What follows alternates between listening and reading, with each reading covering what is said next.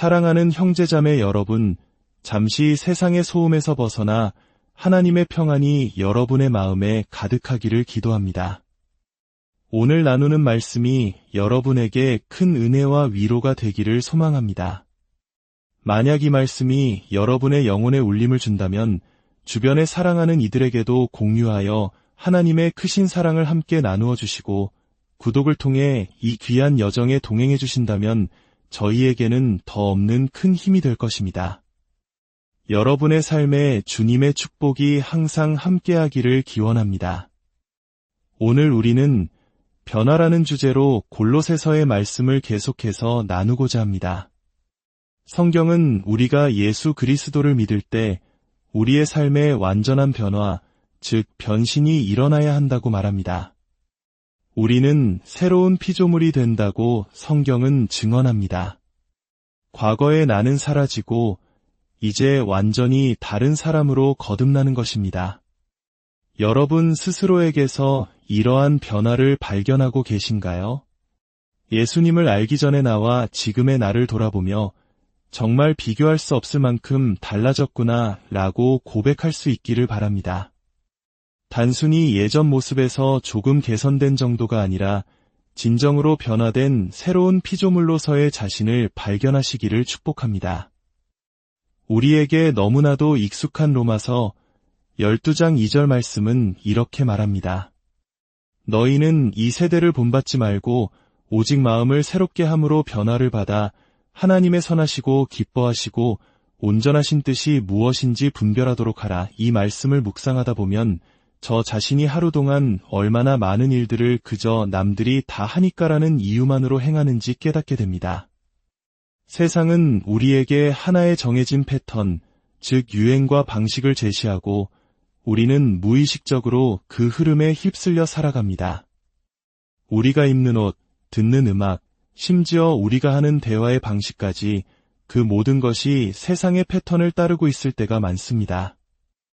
마치 한국 사회에서 유행에 뒤처지면 안 된다는 무언의 압박을 느끼는 것처럼 말입니다. 하지만 성경은 단호하게 말합니다. 이 세대를 본받지 말라. 오히려 변화를 받으라. 저는 제 하루를 돌아보며 스스로에게 묻곤 합니다.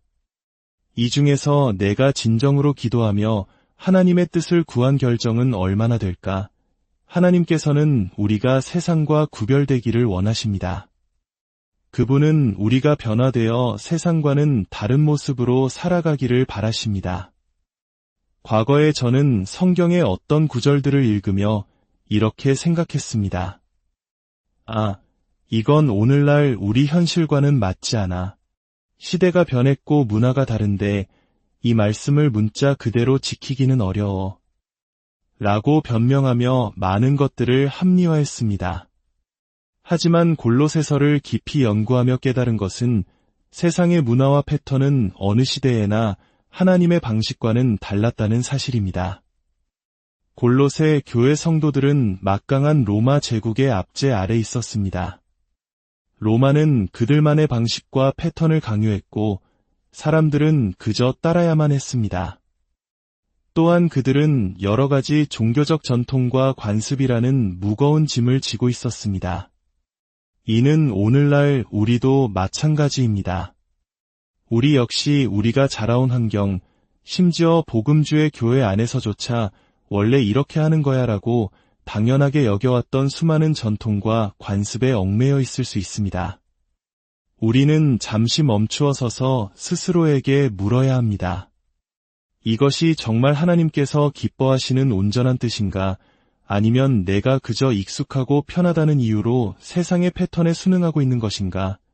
때로는 죄의 문제가 세대를 거쳐 내려오는 것처럼 느껴질 때도 있습니다. 우리 아버지도 그러셨고 할아버지도 그러셨으니 어쩔 수 없어 라며 체념하기도 합니다. 그 고리를 끊어내는 것이 얼마나 어려운지 우리는 잘 압니다. 하지만 바로 그것이 우리에게 주어진 소명입니다.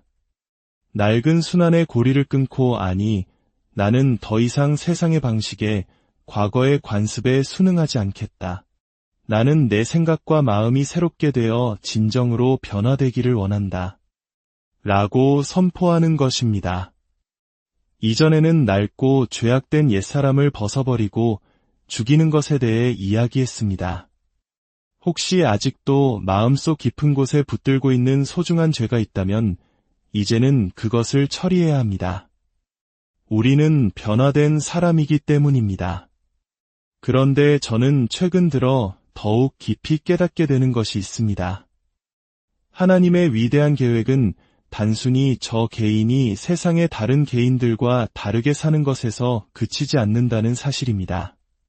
하나님께서는 우리, 즉 믿는 자들의 공동체가 세상과 구별된 모습으로 함께 살아가기를 원하십니다. 기독교 신앙은 단순히 나와 하나님과의 개인적인 관계, 그 이상입니다.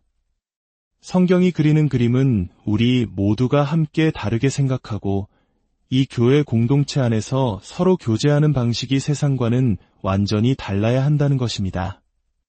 골로새서 3장 11절은 이렇게 선포합니다.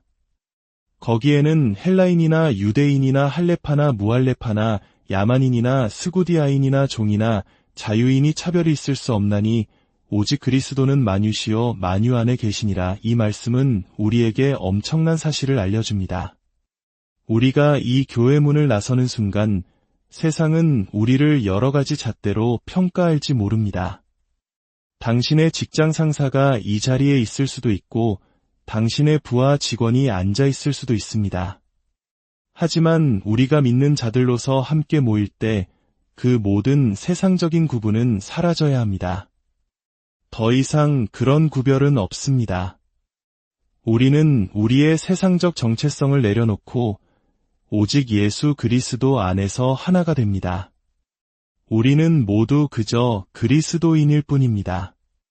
이 공동체 안에서는 당신이 얼마나 매력적인지, 얼마나 부유한지, 얼마나 똑똑한지, 얼마나 유명한지는 중요하지 않습니다.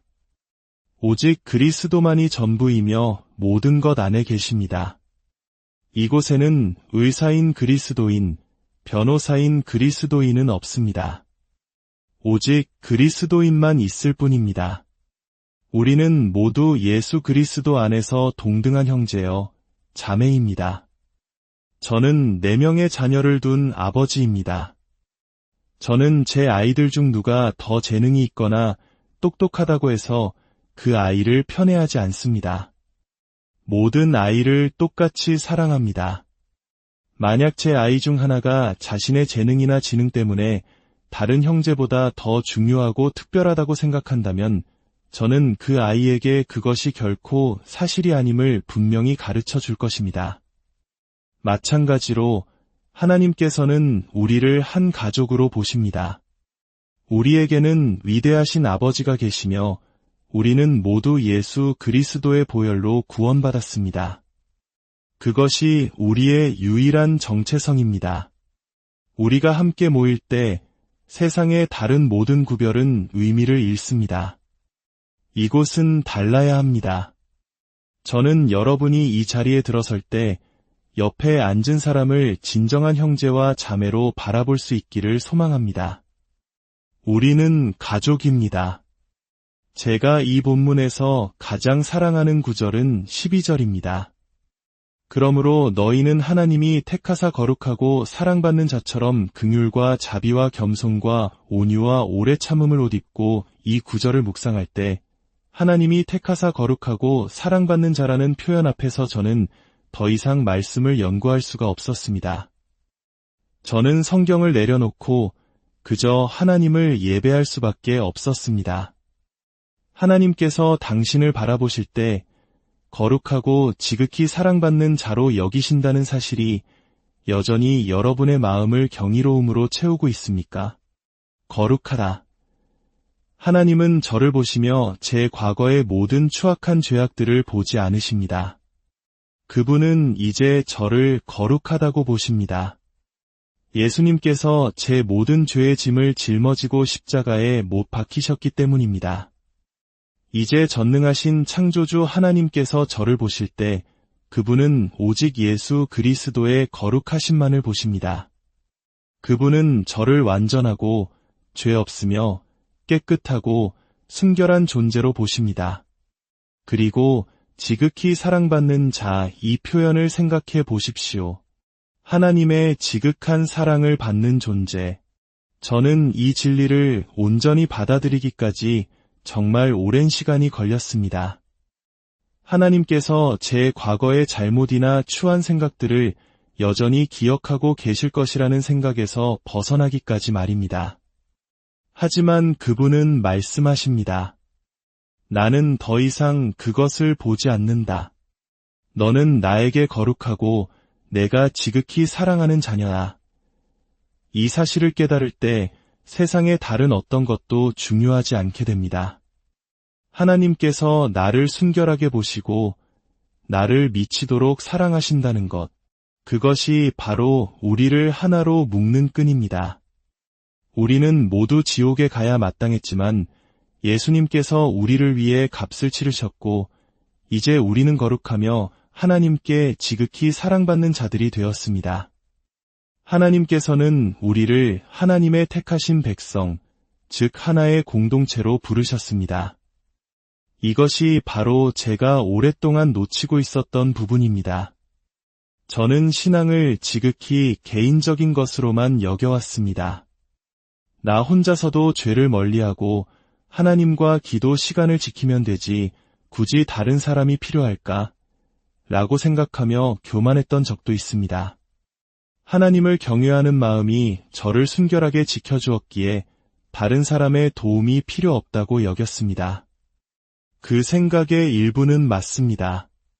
하나님과의 개인적인 관계는 무엇보다 중요합니다. 하지만 그것이 기독교 신앙의 최종 목표는 아닙니다. 하나님의 목표는 각자 홀로 살아가는 개인주의적인 자녀들을 많이 키우는 것이 아닙니다.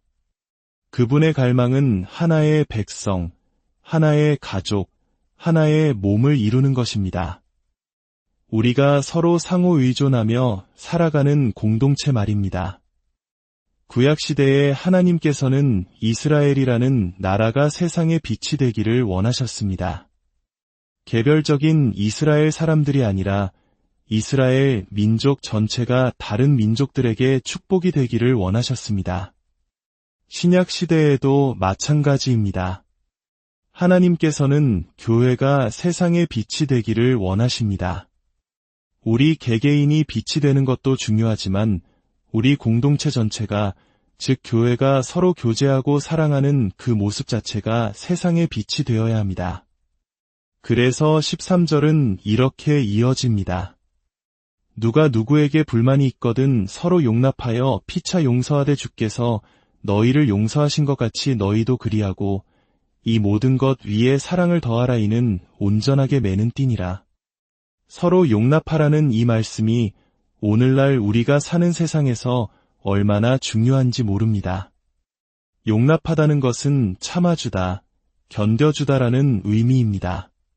하나님께서는 말씀하십니다. 나는 너희가 서로를 참아주기를 원한다. 왜냐하면 우리는 여전히 죄의 성향을 가지고 있기 때문입니다. 우리는 서로를 짜증나게 하고 신경을 거슬리게 할 것입니다. 그럼에도 불구하고 서로를 견뎌주라고 말씀하십니다. 이것은 세상의 방식과는 정반대입니다. 우리는 마음에 들지 않는 친구가 있으면 쉽게 관계를 끊어버립니다. 교회가 마음에 들지 않으면 다른 교회를 찾아 떠납니다. 배우자와의 관계가 어려워지면 이혼을 생각합니다. 우리는 쉽게 포기하고 버리는 문화에 익숙해져 있습니다. 하지만 하나님께서는 말씀하십니다. 너희는 세상과 다르게 살아라. 서로를 쉽게 버리지 마라. 서로를 용납하라. 문제가 생기고 다툼이 있을지라도 그것을 견뎌내라고 하십니다. 그리스도께서 우리를 용서하신 것처럼 서로를 용서하라고 명령하십니다. 하나님께서 당신을 얼마나 많이 참아주셨습니까? 이제 그분은 우리가 그리스도께서 우리를 용서하신 것처럼 다른 사람을 용서하기를 원하십니다. 성경에는 서로라는 말이 수없이 등장합니다. 서로 사랑하라, 서로 존중하라, 서로 화목하라, 서로 판단하지 말라, 서로 격려하라. 이 모든 것은 우리가 홀로 신앙생활을 할 수 없으며 반드시 공동체 안에서 함께 살아가야 함을 의미합니다. 예수님께서 교회를 위해 기도하신 요한복음 17장의 기도는 이 점을 더욱 분명히 합니다. 예수님은 이렇게 기도하셨습니다. 곧 내가 그들 안에 있고 아버지께서 내 안에 계시어 그들로 온전함을 이루어 하나가 되게 하려 함은 아버지께서 나를 보내신 것과 또 나를 사랑하심 같이 그들도 사랑하신 것을 세상으로 알게 하려 함이로소이다. 생각해 보십시오. 예수님께서는 교회가 완전한 하나됨을 이루기를 기도하셨습니다.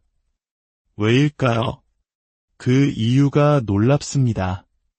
바로 세상이 예수님을 하나님께서 보내셨다는 것과 하나님께서 우리를 사랑하신다는 것을 알게 하기 위함이었습니다. 우리의 하나됨이 어떻게 예수님이 하나님의 아들이라는 증거가 될 수 있을까요? 논리적으로 우리는 누군가에게 예수님을 증명하기 위해 구약의 예언이나 역사적, 고고학적 증거들을 제시하려 할 것입니다. 그러나 예수님은 다른 방법을 말씀하십니다. 그분은 너희가 하나 될 때 세상이 나를 믿게 될 것이라고 하셨습니다. 우리가 전도에 대해 생각할 때 흔히 개인 대 개인의 대화를 떠올립니다. 하지만 예수님께서 생각하신 전도는 그 이상이었습니다. 그것은 교회가 하나 되어 살아가는 그 모습 자체가 세상의 가장 강력한 증거가 된다는 것입니다. 저는 더 이상 제 개인주의적인 태도를 고집할 수 없음을 깨닫습니다. 나는 아무도 필요 없어 라는 생각 대신 하나님의 사명을 이루기 위해 당신이 필요합니다. 우리는 함께해야 합니다. 라고 고백해야 합니다. 마치 하나의 벽돌이 홀로 있을 때는 그저 돌덩이에 불과하지만 여러 벽돌이 모여 비로소 견고하고 아름다운 성전이 되는 것과 같습니다. 어떤 이들은 교회 없이도 하나님과 관계를 맺을 수 있다고 말합니다. 하지만 그것은 결코 하나님께서 의도하신 방법이 아닙니다. 흩어진 벽돌 조각은 세상에 아무런 의미도 영광도 드러내지 못합니다. 하나님께서는 우리가 함께 모여 하나의 몸, 하나의 성전이 되기를 원하십니다.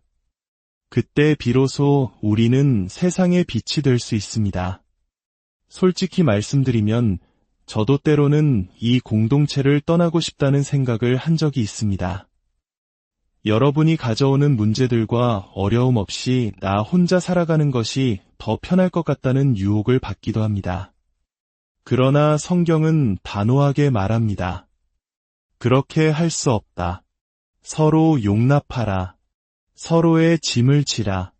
서로를 용서하라. 어떤 분들은 그저 개인적인 영적 양식을 얻기 위해 이 자리에 오실지도 모릅니다.